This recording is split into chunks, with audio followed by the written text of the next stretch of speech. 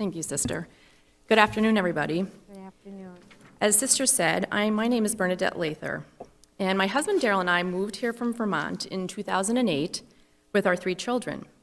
Sarah is now a freshman in college, Brendan is a senior in high school, and Logan a sophomore.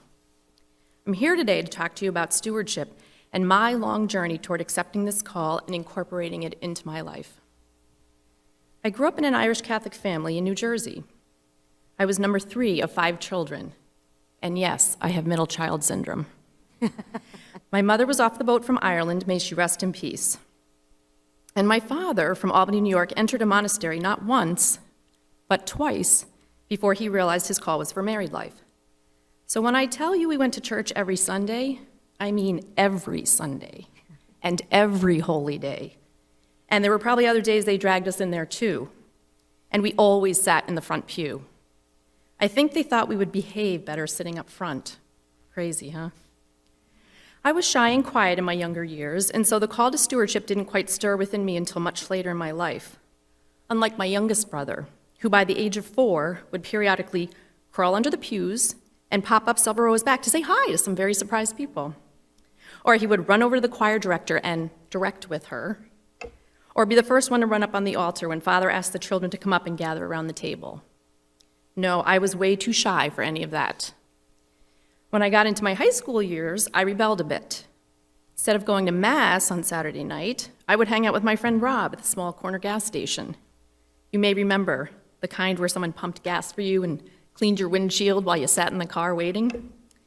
Well, the good old days, as my kids call them. When the hour was up, I would run over to the church, grab a bulletin, and head home, being very careful to place that bulletin on the counter where my parents could see it. Proof that I had been to Mass. During my college years and for many years after, I went to Mass on and off whenever it fancied me, but I was never consistent in going. You see, it wasn't that I didn't believe in God and the Catholic faith I was raised in.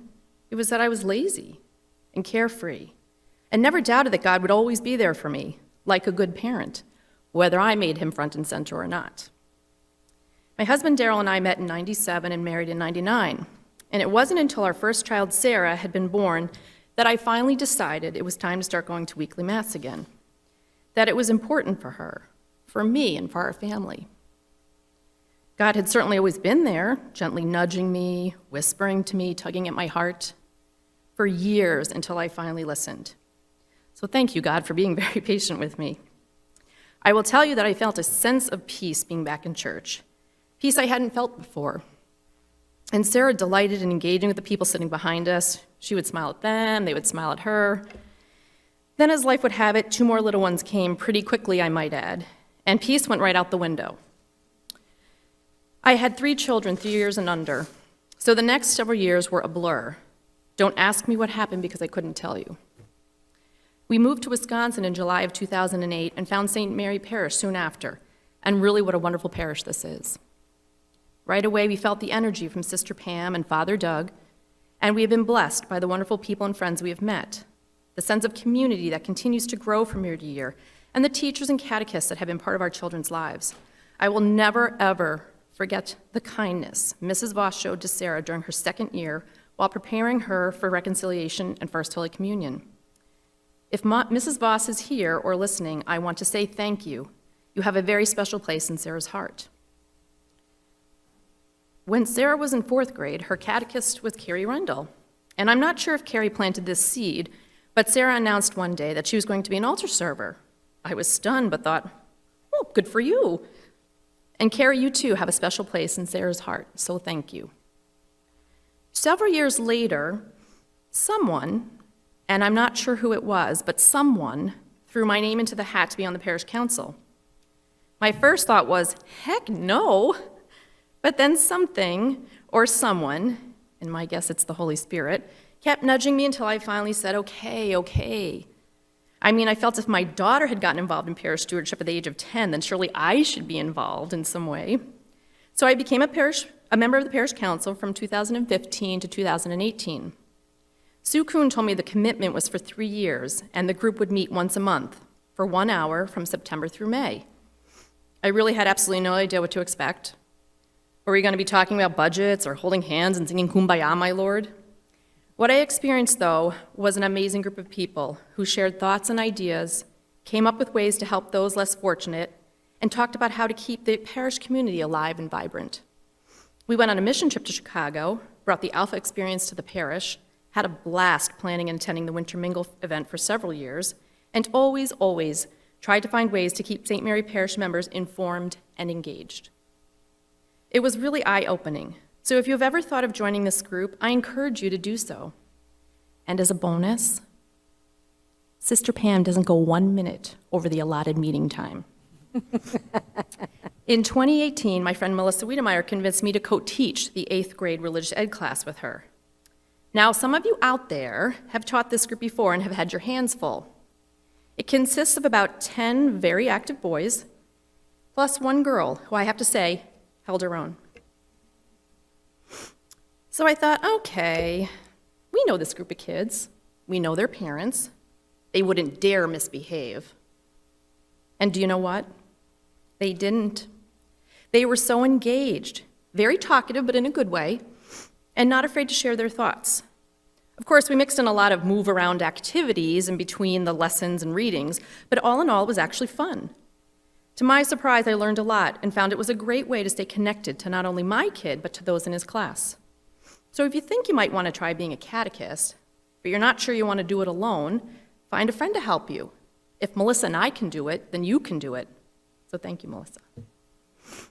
When Andy Krieger asked me to help with the high school kids in 2019, I thought, nope, no way, not doing that. Well, here I am in my second year as a catechist with the high schoolers, still learning and still enjoying it. Some days it's harder to get them to stay engaged, open up and share, but other days I am truly amazed at how they think and interpret the lessons. And I say to myself, yes, this is what keeps me coming back. So thank you, high school students, and thank you, Andy, for continuing to ask me. Some years ago, maybe 3 now, Rose Unser snagged me and asked me if I would like to be a communion minister. Let me tell you, it is very hard to say no to Rose. And it's not because she won't let you, it's because she's so darn nice. When I met up with her to review the duties, she then asked me if I would also consider being a sacristan. Okay. I thought, who is this lady and why does she have such magical powers over me? Good Lord, what was I getting myself into this time? Well, God was at it again, nudging me on, tugging at my heart. He does not give up, I tell you. Being a communion minister is fairly straightforward, but I did not know what the sacristan did. The sacristan is what I call the behind-the-scenes organizer, making sure the lights are on, the doors are unlocked, the candles lit, the greeters, the ushers, and the lecturer are all present, puts the host and wine out, makes sure there are gift bearers, and rings the bell at the start of Mass, to name a few. This is a great call to stewardship if you are someone who does not want to be front and center on the altar, as, say, a lector, playing an instrument, or singing.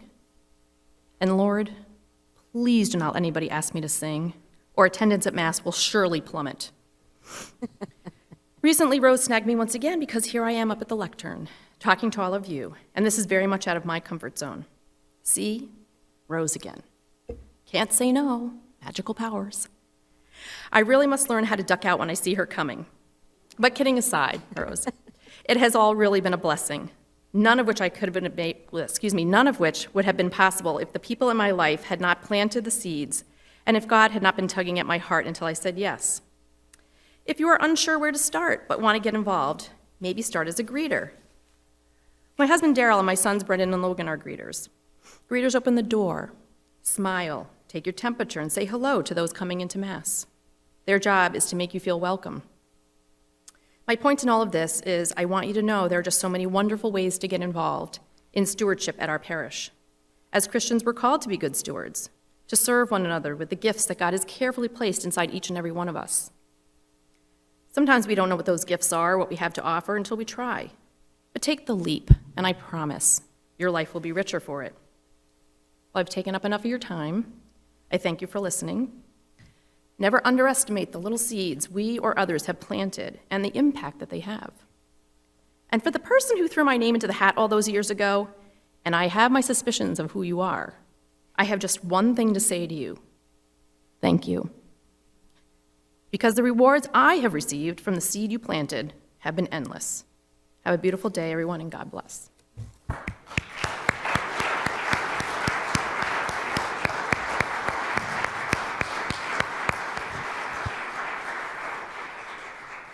Thank you so much, Bernadette, for sharing your story with us.